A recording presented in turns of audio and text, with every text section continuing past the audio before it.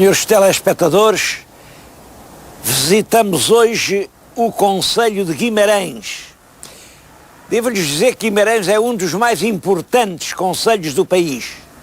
Dos maiores, tem 272 km², dos mais povoados, tem mais de 160 mil habitantes, dos que têm maior riqueza monumental, dos que têm uma maior atividade económica, são os têxteis, é a cutelaria, é o fabrico de calçado, agora é o turismo.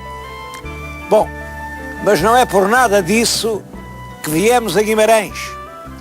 É porque em dezembro de 2001 a cidade foi elevada à condição de património cultural da humanidade. É uma grande distinção para uma povoação. Nós vimos aqui para festejar isso, para percorrer a cidade e já agora para formarmos o nosso juízo, se isto mereceu ou não ser um património cultural da humanidade. Devo dizer que não foi a cidade toda que foi elevada à condição de património cultural, foi o centro histórico. Mas, de facto, o centro histórico de Guimarães é uma verdadeira joia.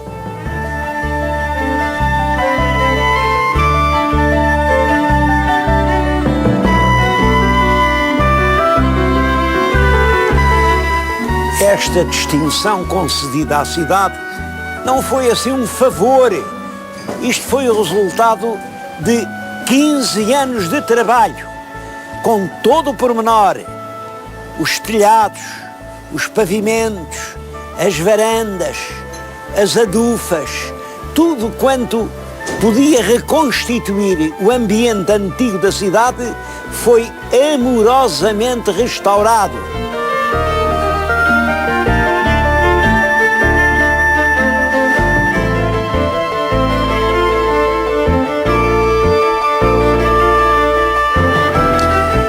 Eu penso que o coração do centro histórico se pode considerar a Praça de Santiago. É hoje e sempre o deve ter sido, porque foi aqui junto desta praça que no século X, cerca do ano 950, portanto há muito mais de 1000 anos, uma famosa Condessa Mumadona Dias, é considerada a fundadora de Guimarães. Ela, por essa altura, fundou aqui o Mosteiro Duplex. Mosteiro Duplex queria dizer mosteiro para frades e para freiras. Era um mosteiro da regra de São Bento. Bom, o monumento chegou até hoje, aqueles belíssimo claustro que estão a ver ainda é do Mosteiro da Mumadona, embora, é claro, com as transformações que os tempos lhe deram. E hoje todo o edifício é ocupado por um magnífico museu, o Museu Alberto Sampaio.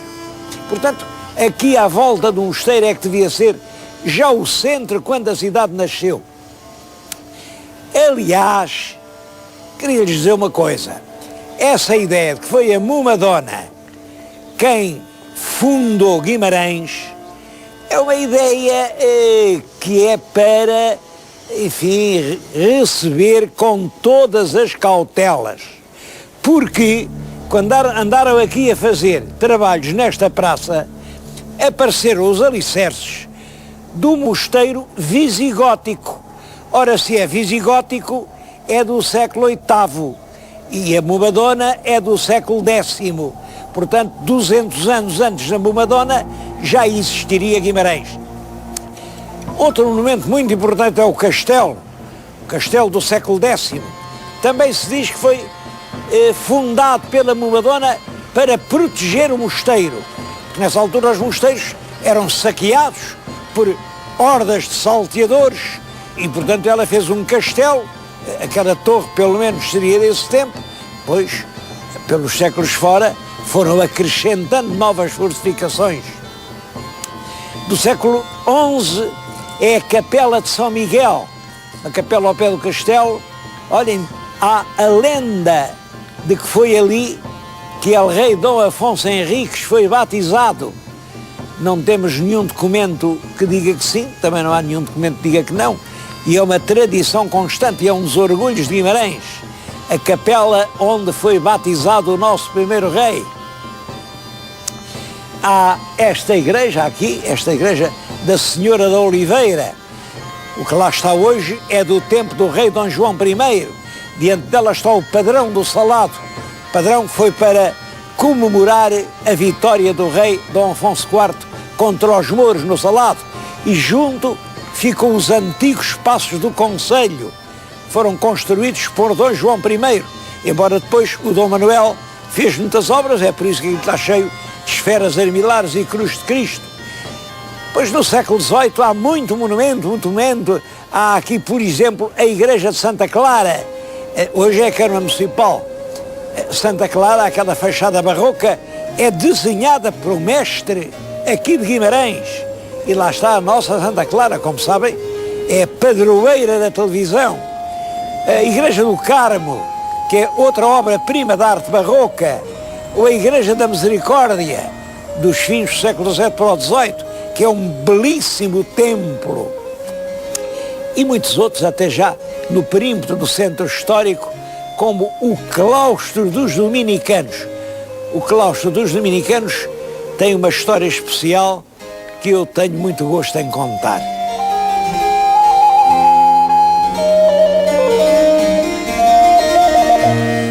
À entrada de Guimarães existia um convento dominicano.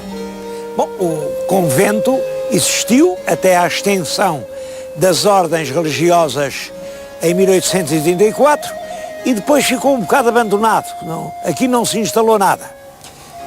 O lugar foi utilizado e foi entregue a uma sociedade científica, uma sociedade histórica Martins Sarmento, sociedade constituída no ano de 1881 pelos admiradores de um grande sábio de Guimarães, um grande arqueólogo, Francisco Martins Sarmento. Martins Sarmento revolveu todas estas terras, recolheu as antiguidades e este jardim, este paço, é hoje o Museu Arqueológico com peças recolhidas na sua grande maioria por Martins Sarmento. O que é curioso é que quem cria o museu e a sociedade histórica não é o próprio Martins Sarmento, que não gostava de homenagens a ele próprio. São os amigos. Fazem isto para o homenagear. 3 anos depois, em 1884, iniciaram a publicação de uma revista, a Revista de Guimarães.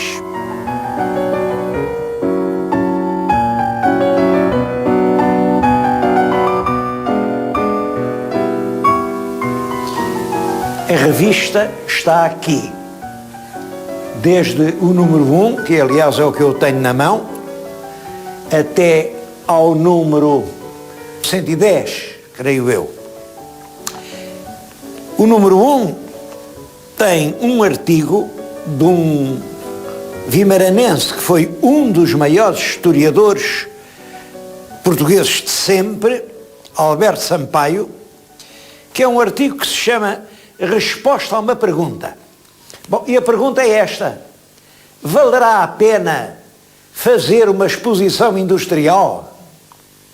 Ele depois tem um ensaio de uma grande lucidez, mas eu leio só a conclusão.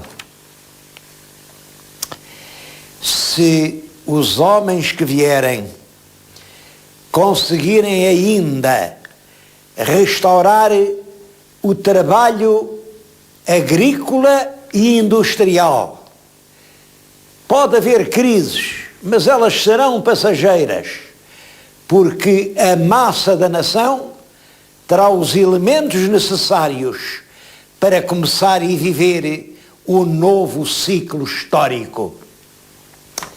Este voto foi ouvido em Guimarães. Passados poucos anos, fez-se a grande exposição industrial de Guimarães. E esta terra, que era uma terra a agonizar, uma vaga terra de ruínas de granito, entre silvas, entre bosques, onde já ninguém vinha, viu despontar as primeiras chaminés das fábricas, viu importar as primeiras bobinas de fio de algodão, viu realmente estabelecer indústrias por toda a parte.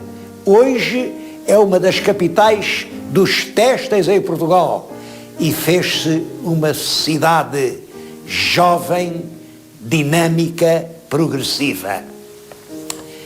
Isto é para lhes dizer quanto pode uma revista e quanto pode uma colaboração de um homem notável. A revista, desde 1884 até 2000, ela não se interrompeu uma só vez.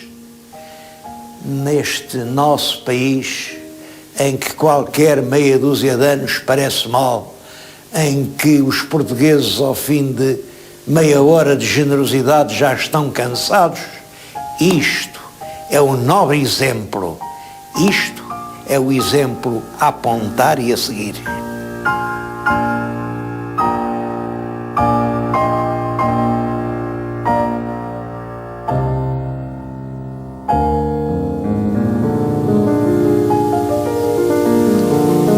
Um dos grandes serviços prestados à cultura por Martins Sarmento foi a descoberta e a exploração desta cividade. Isto é um castro, fica aqui no alto do monte, e chamam-lhe a Citânia de Briteiros. Bom, tem aparecido aqui inúmeros objetos que nos mostram o que era a civilização castreja. Olhem lá embaixo, no Museu da Cidade de Martins Sarmento, está a Pedra Formosa. Pedra Formosa fazia parte do monumento funerário, onde se incineravam ou enterravam os mortos aqui da Citânia. As datas indicam o 6º século antes de Cristo, portanto 500 e tal anos antes de Cristo vir ao mundo. Depois os romanos também se instalaram por aqui e pouco a pouco, com a civilização romana, isto foi-se degradando e acabou por desaparecer.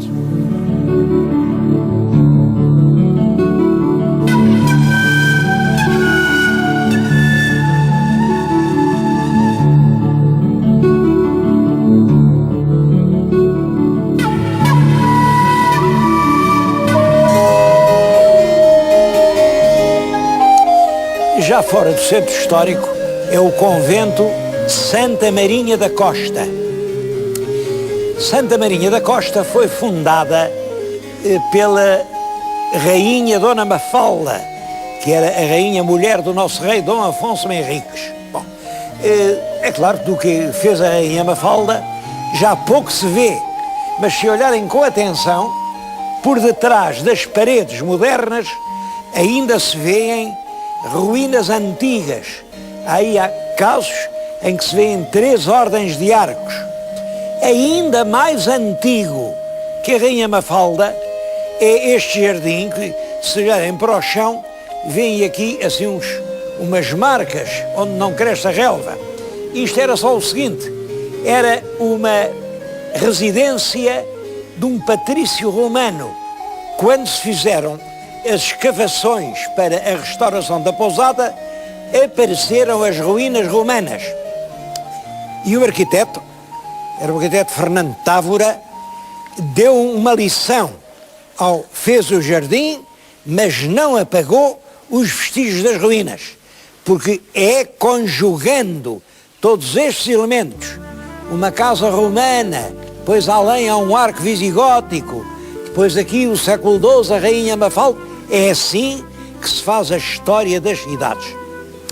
Hoje, o convento de Santa Marinha da Costa é uma das mais belas pousadas que a Natur tem em Portugal.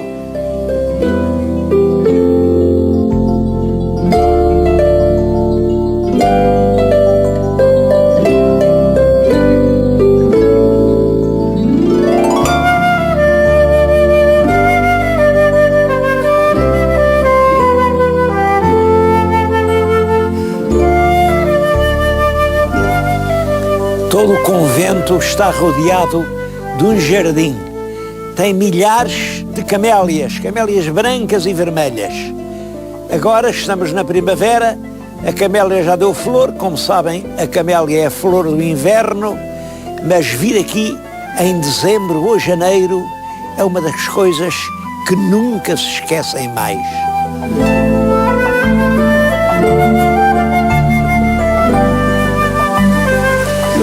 No século XVI, este convento era um dos mais ilustres sítios de Portugal. Funcionava como universidade, dava diplomas de licenciatura e os reis e os príncipes punham aqui os filhos a estudarem. Estou-lhes a falar numa varanda que se chama a Varanda de São Jerónimo. Tem ali um azulejo que representa um frade de Belém, Frei Jorge de Belém, que foi, portanto, dos Jerónimos de Belém, a dar aula a dois príncipes, ao infante Dom Duarte e a Dom António, prior do Crato. Prior do Crato, como sabem, ele quis ser rei de Portugal e acho que quem fez o azulejo era muito patriota porque lhe pôs a coroa sobre a mesa. Que pena que ele não a tenha podido pôr sobre a cabeça. Mas tudo isto é um encanto. Vêm agora aí os feriados de Abril e aqui fica um projeto. Vir até Guimarães e visitar a mais antiga e ao mesmo tempo mais jovem cidade portuguesa, património da cultura da humanidade.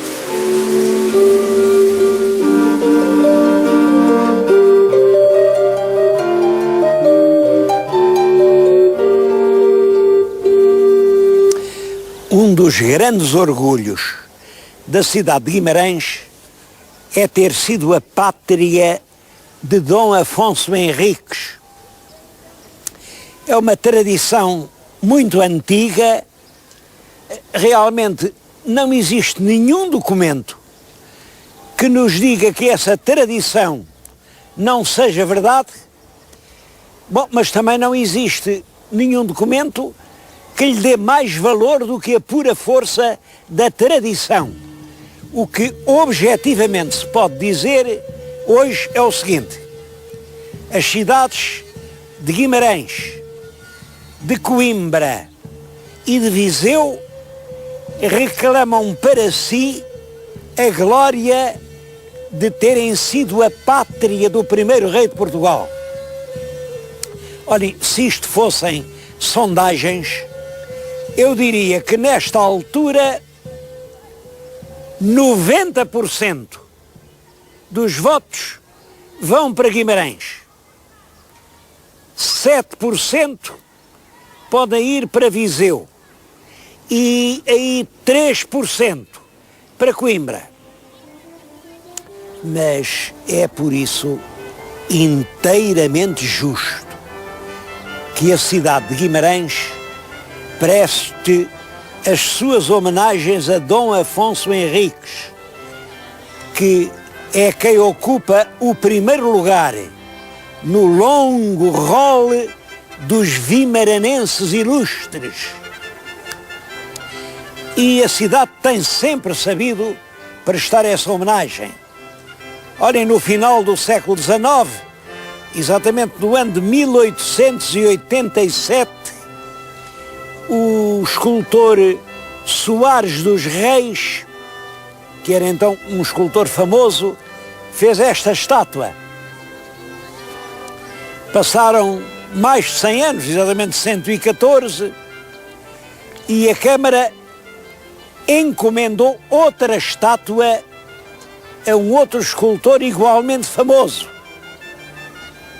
Eu pedi aos meus colaboradores de estúdio que as colocassem bem lado a lado, apesar delas hoje estarem em pontos muito opostos da cidade. Mas têm-nos aqui, uma ao lado da outra, para que cada senhor telespectador possa formar a sua própria opinião. Olhem para os dois monumentos. Eu acho que a diferença principal é terem entre si o intervalo de 114 anos. Parece que entre 1887 e 2001 não houve ideias nenhumas. Foi só a linguagem que mudou.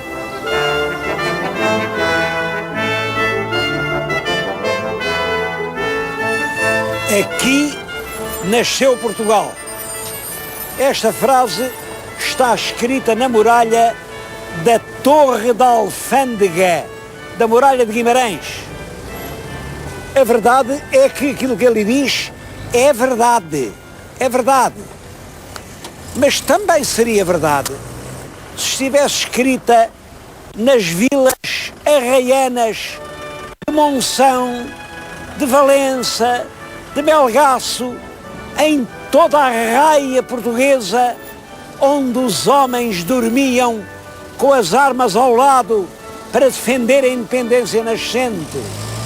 Portugal nasceu aqui, mas também nasceu em Braga, onde os arcebispos conspiraram juntamente com Dom Afonso Henriques para que Portugal fosse verdade. Ou no Porto. E foi no Porto que nasceu a palavra que nos batizou, Portus Cale. E em Coimbra, onde foi aclamado o primeiro rei popular, o rei da dinastia de Viz, e onde el rei Dom Afonso Henriques quis ter a sua morada para sempre. E em Leiria, onde pela primeira vez o povo teve voz nas cortes, e em todo esse imenso litoral, nessas praias, de onde os mariantes trocaram a vida pela aventura, a aventura que trouxe a glória a Portugal, e até mesmo em Lisboa. Em Lisboa, de onde partiu Vasco da Gama e onde hoje se canta o fado. Portugal nasceu em toda a terra portuguesa, mas num sentido literal e local. Quero dizer-vos que aquela expressão tem inteira razão de ser. Foi realmente em Guimarães que se viveram as horas decisivas que fizeram de Portugal uma nação independente. Bom, isso liga-se estreitamente com o combate de São Mamede, um combate que houve aqui perto, na tarde do dia 24 de junho de 1128. Os filhos de Guimarães têm muito orgulho nesse combate e até lhe ergueram um monumento. Bom, o monumento é este. Infelizmente, foram fazer um monumento no lugar errado. Eu já uma vez, num outro programa, acentuei isso, mas quero dizer-lhes que nem que este programa durasse 100 anos, eu repetiria isso 100 vezes, porque os portugueses têm o ouvido muito duro, para aprender coisas diferentes das que lhes foram ensinadas desde o tempo dos bisavós.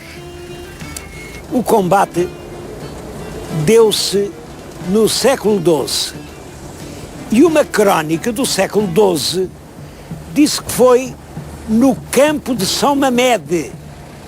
Bom, mas depois, no século XIII, várias crónicas, no século XIV, mudaram o nome ao lugar. Em vez de dizerem que foi no campo de São Mamede, dizem que foi no campo de São Redanhas. O que se entende porque Redanha era uma palavra luso-espanhola, uma palavra que queria dizer, por um lado, vísceras, tripas, por outro lado, grandes feitos de valentia. E é claro, num campo de batalha onde houve grandes feitos de valentia, fizeram campo de São Redanhas. O que é que, olhem, os tempos passam, os tempos mudam, e durante muito tempo já ninguém sabia onde era o tal campo de São Redanhas. Não sabiam, pronto. Bom, os sábios começaram a estudar não sabiam onde era, mas há um terreno a que chamam Campo da Ataca. Ora bem, e aqui está, ataque, combate, São Mamede. Bom, nem sequer se lembraram que no século XII ataca não tinha nenhum destes sentidos. Ataca queria só dizer encher. E eu considero realmente isto uma vergonha nacional. Porque o mais genial e fiel de todos os nossos cronistas, o grande Fernão Lopes, deixou escrito numa obra célebre onde era o tal campo de São Redenhas. Era a meia légua de Guimarães, de quem vem do Porto para aqui. É realmente afrontoso que tenham ido fazer um monumento no lugar exatamente às avessas, ao norte da cidade e não ao sul, no sentido do Porto. E isto só pode ter uma explicação. É que quem decidiu onde se fazia o monumento nunca tinha lido o Fernão Lopes. Bom, e isso é que não pode ser. Para escolher monumentos é preciso saber alguma história. E quem em Portugal nunca leu o Fernão Lopes não sabe história nenhuma.